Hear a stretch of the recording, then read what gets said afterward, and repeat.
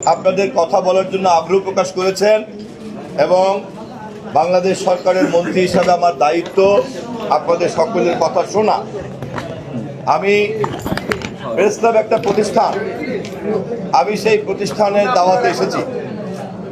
Press ক্লাবের এই প্রতিষ্ঠান পরিচালনা নিয়ে যে সমস্যা, সেই সমস্যা সমাধান করার জন্য আপনাদের একটা গঠনতান্ত্রিক বিধিবিধান আছে। মন্ত্রী হিসাবে আমার কিন্তু এটার মধ্যে ঢোকার কোনো এখতিয়ার বা কর্তৃত্ব নাই, কিন্তু আমি সহযোগিতা করতে রাজি আছি। আমি প্রেস ক্লাব যেহেতু একটা ক্লাব এবং ক্লাব পরিচালনার একটা নিয়ম আছে, আমি জাতীয় প্রেস ক্লাবে বা অন্যান্য প্রেস ক্লাবে যেখানে যাই, আমি নিজেও বিভিন্ন ক্লাব প্রতিষ্ঠানের সদস্য, আমি জানি যে এটার একটা নিয়ম কানুনের মধ্যে দিয়ে চলে। নিয়ম কানুন নিয়ে মাঝে মধ্যে তর্ক হয়, বিতর্ক হয়, আবার সেটা নিয়মের মধ্যেই সমাধান হয়।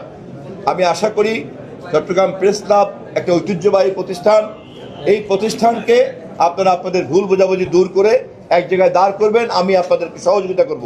এক, দুই হচ্ছে যে আমাদের গত অর্ধ শতাব্দীর বাংলাদেশের অভিজ্ঞতা হয়েছে যে এই দেশের সংকটের একটা বড় কারণ হচ্ছে যে আমরা এই রাষ্ট্রকে একটা প্রাতিষ্ঠানিক কাঠামোতে দাঁড় করতে পারি নাই।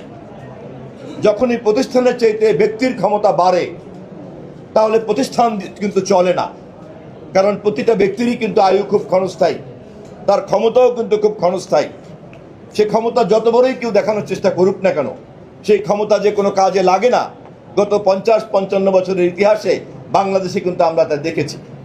জনপ্রিয়তাও কিন্তু অনেক বেশি ভাসমান একটা জিনিস, আজ যা তুঙ্গে কাল তা নাও থাকতে পারে।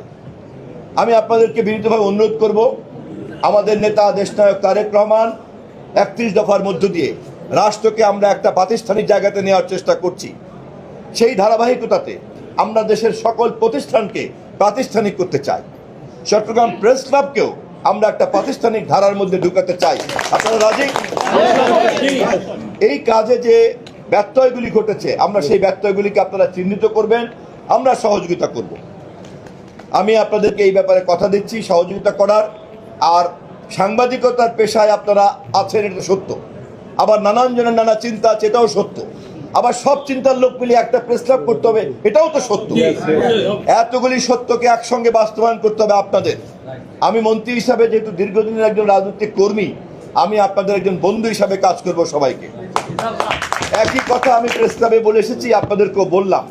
আমি অনতি বিলম্বে এই চট্টগ্রামের মুরব্বী, আমাদের সকলের নেতা, আমার রাজনীতির অত্যন্ত গুরুত্বপূর্ণ নেতা মুরব্বী জনাব আমির খসরু মাহমুদ চৌধুরীর সঙ্গে পরামর্শ করে আপনাদের মধ্য থেকে গ্রহণযোগ্য নেতৃত্বের একটা প্রতিনিধিদেরকে ঢাকায় ডাকবো, সকল সমস্যার সমাধান ইনশাআল্লাহ।